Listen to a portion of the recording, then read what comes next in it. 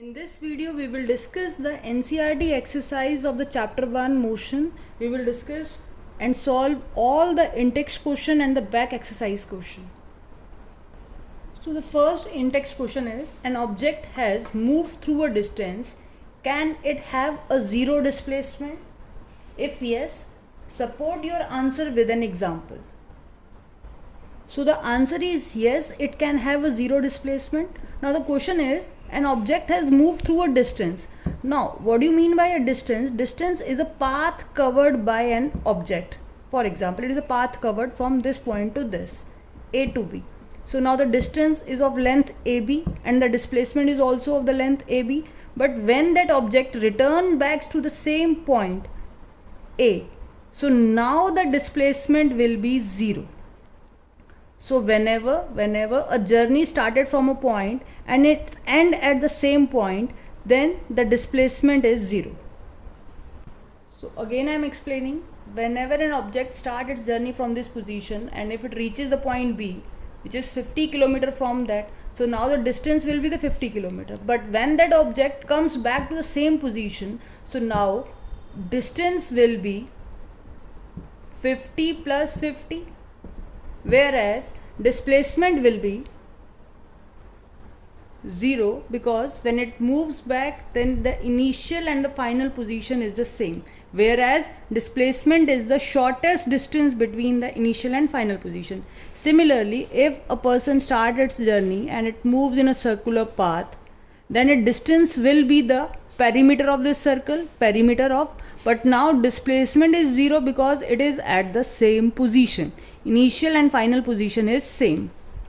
So we can say yes, when an object moves through a distance, it can have a zero displacement.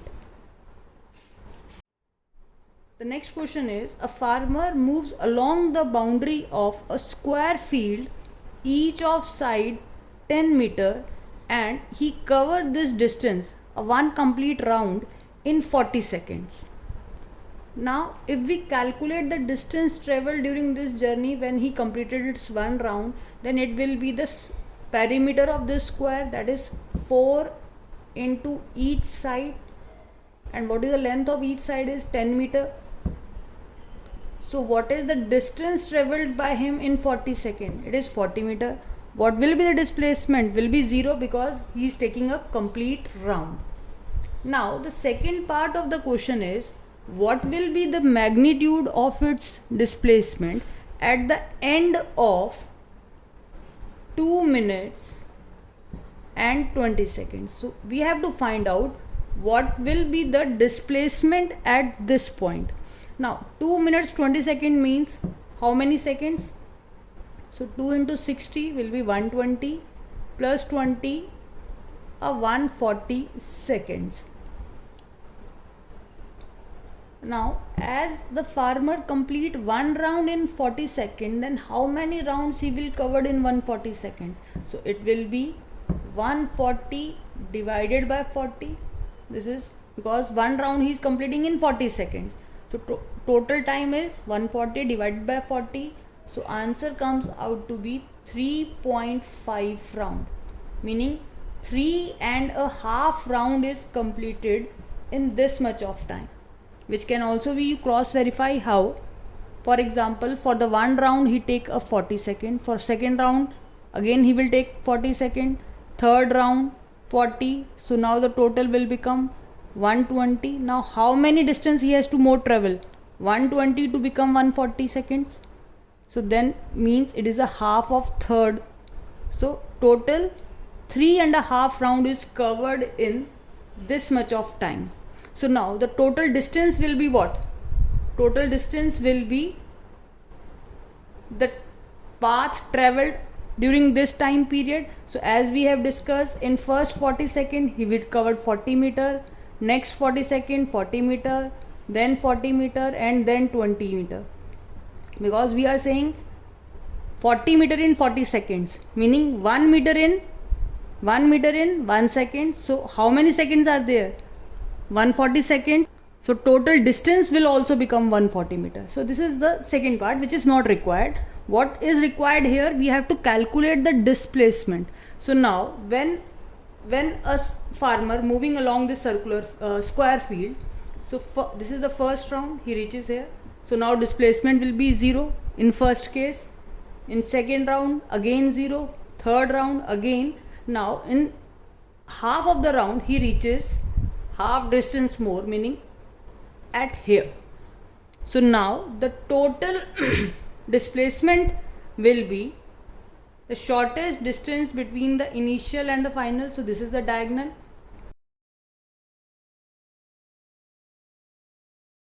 Now if we calculate by this Pythagoras, h square is equal to p square plus b square. Now hypotenuse here is ac square, which is equal to 10 ka square 100, 10 ka square 100.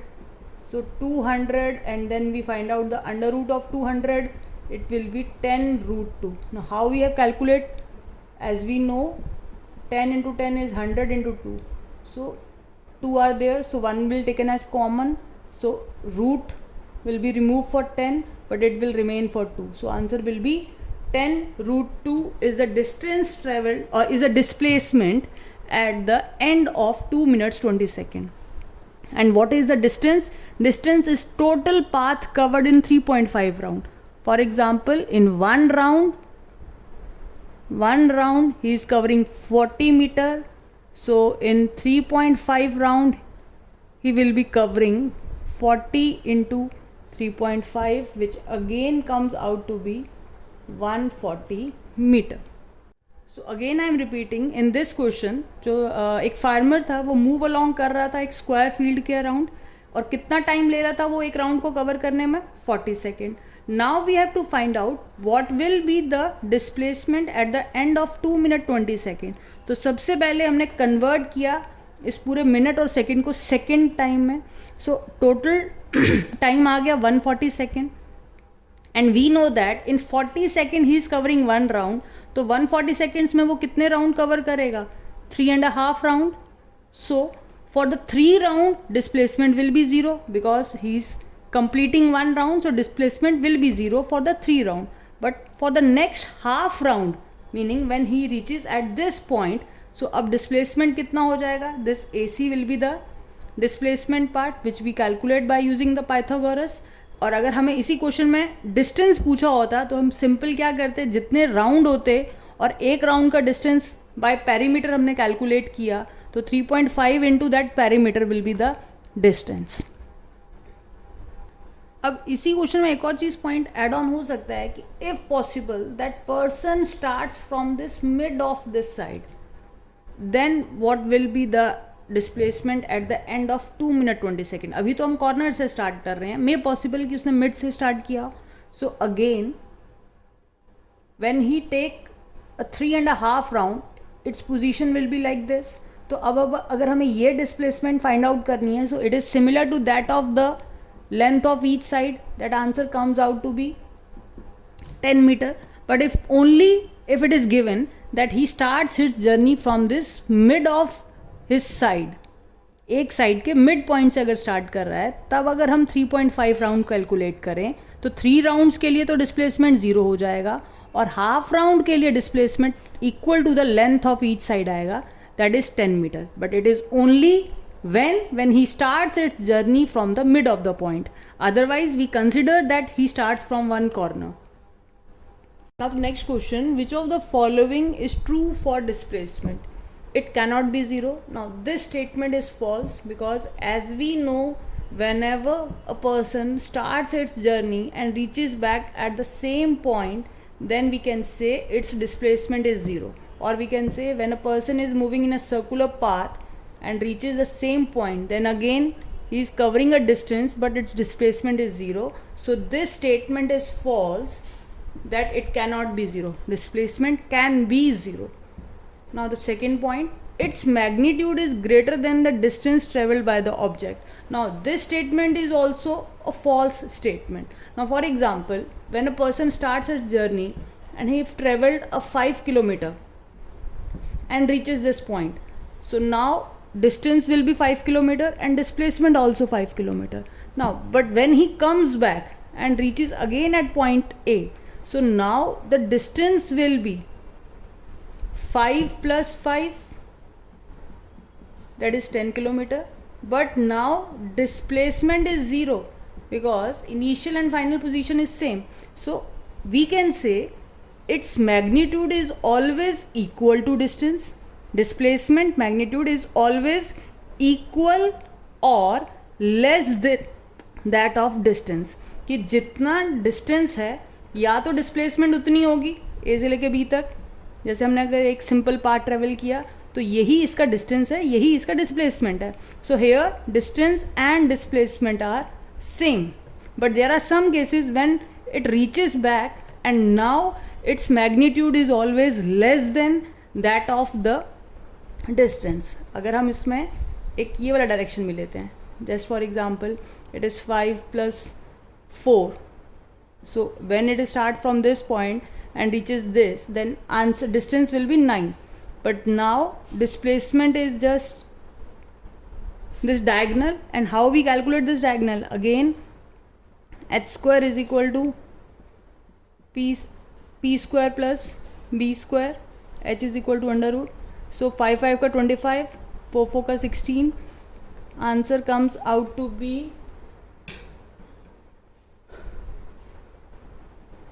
41.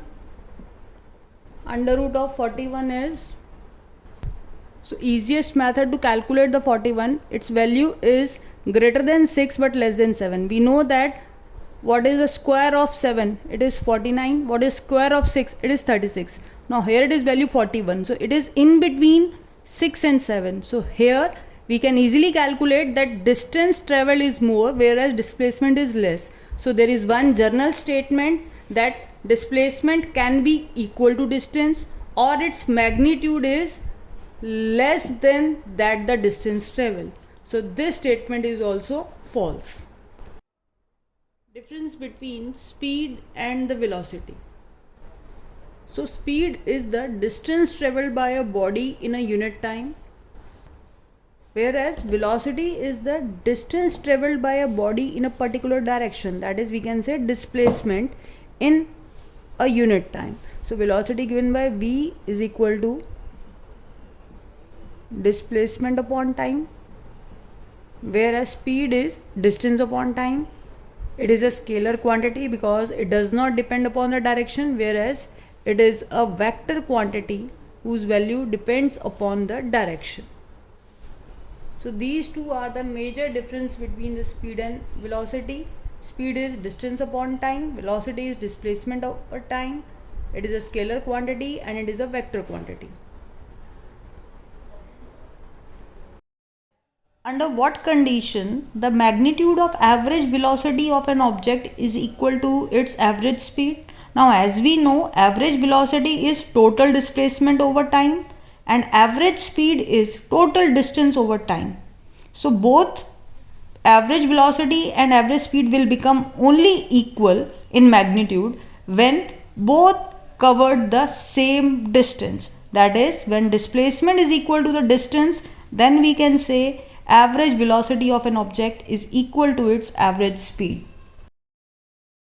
Now next question, what does the path of an object look like when it is in uniform motion? So whenever it is in uniform motion, it looks like it moves in a straight line in that particular instant of time. For example, in case of uniform motion in a circular, it is also measured at a particular instant by a tangent. So it is always look like a straight line at a particular instant of time. That is, the path of object will be straight line at the instant of measurement. Next, what does the odometer of an automobile measure? It measures the distance traveled.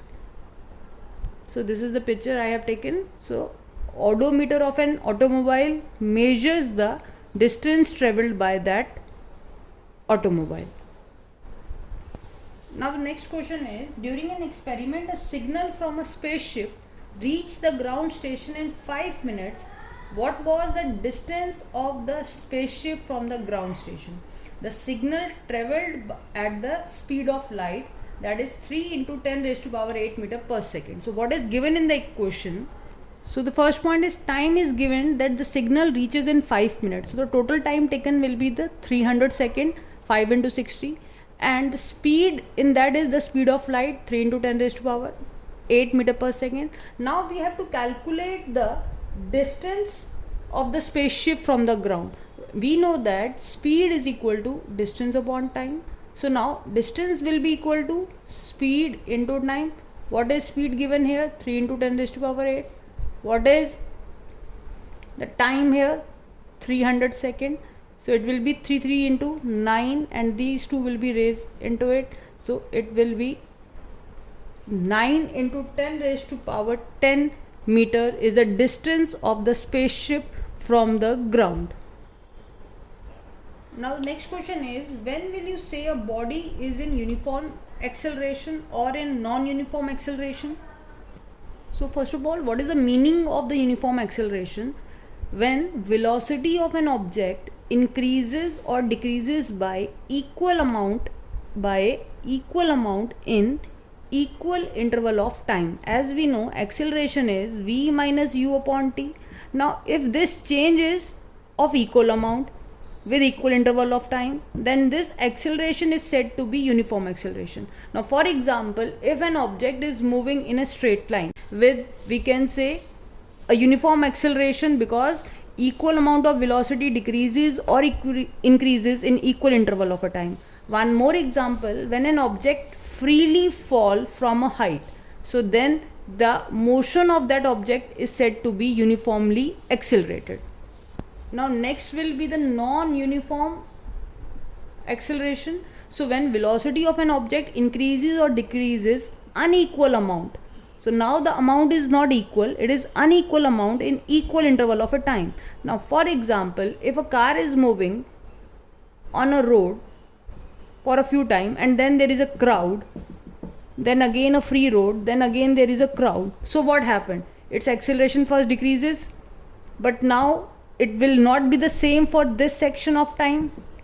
Then again it increase, but then, so now the increase or decrease is not equal, we can say. So velocity of an object increases or decreases, but now it is of unequal amount in equal interval of time. But if this road is completely clear and it is moving within constant, then we said it is a uniform acceleration. But when there is a crowd and every time it has to stop and then start, or we can say its motion retarded, so that time motion is said to be non-uniform acceleration. A bus decreases its speed from 80 km per hour to 60 km per hour in 5 seconds. Find the acceleration of the bus. So first of all, what is given to you? The initial speed is 80 km per hour and the final speed is 60 km per hour. So first of all, we will change it into meter per second. So for this, 80 into 1000 divided by 1 hour contains 3600 seconds. Similarly, 60 kilometer meaning 1000 meter divided by per hour means 3600 seconds. So first of all, we will convert kilometer per hour into meter per second. So when we cancel out these figures, so we cancel out these values here, so we get 800 over 36, 4 to the 8, 4 9 ka 36, so it will be 200 by 9. Similarly, 0 0, it will be 600 by 36, so it will be 6 6 ka 36, it will be 100 by 6, which can further shorten into 50 by 3. So this is the meter per second for the each velocity. So as we know, acceleration is change in velocity v minus u upon t. Now what is the time given to you? Time here is 5 seconds. So we will put the value here. So velocity here is 50 by 3 minus 200 by 9 divided by 5. So first of all, we take the LCM for 3 and 9. So 9 will be the LCM. So 3 into 3, it will become 150 minus 200 divided by 5, or it will be minus 50 divided by 9 into 5. So answer will be minus 10 by 9, and its units will be meter per second square. So minus sign indicates that it is a retardation, and as we know, when final velocity is less than that of initial velocity, meaning the acceleration here is retardation. So answer will be minus of 10 by 9 meter per second square. Now it is very important to write the unit, so always write unit with the quantity. Now the next question is, a train starting from a railway station and moving with a uniform acceleration attain a speed of 40 km per hour in 10 minutes. Find its acceleration. Now first of all, write what is given in the equation. So given that train starts from railway station, meaning initial velocity is 0 here, and it moving with an acceleration, uniform acceleration, attain a speed. So now its final velocity will become 40 km per hour, which can be changes into meter per second by multiplying it by 1000 and divided it by the seconds. So by this we get 400 by 36 or 100 by 9 meter per second will be the velocity. And how much time it attain this? In 10 minutes. So again we convert into seconds, so it will be 10 into 60. So now we have to find out the acceleration. So acceleration is equal to v minus u upon t. So here u is 0, so 100 by 9 minus 0 will be 100 by 9 divided by 600 seconds. So answer will be 9 into 600, or 1 by 54 meter per second square will be the answer here. So always write, first of all write what is given in the equation. U 0 because it starts from rest, attain a velocity meaning it is a final velocity, time is given to you, then you have to apply the formula, so that write that formula here, then again put the value, but always remember use unit in a same. For example, it is kilometer per hour and it is minutes, so first of all we have to change it into a one common unit, that is here meter per second, and time into seconds. Now next question is, what is the nature of distance time graph for uniform and non-uniform motion of an object? So the distance time graph gives us the speed. We know that speed is equal to distance upon time. So distance time graph gives us the speed of an object. So when it covers a uniform motion or travels with a uniform motion, then it has a straight line which passes through the center. Similarly, if we can say the motion is non-uniform, so in that case it is not a straight line but it is a curved line.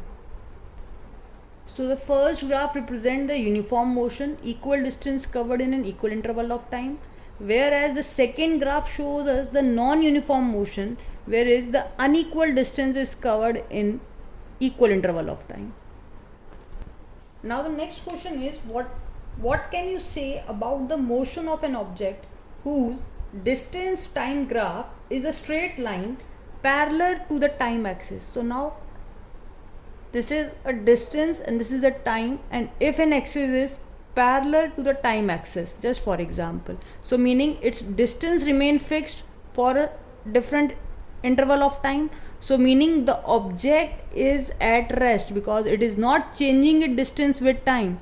So we can say the object is rest when we get a line parallel to the time axis. It is a straight line but it is parallel to the time axis. Now for example, if we are drawing this kind of a graph where we are getting a straight line, but this is of the uniform motion because its distance is changes with changing of time, but here for each interval of time the distance will remain the same, or we can say it is not changing its position. That is why we are getting the parallel line. So object is at rest.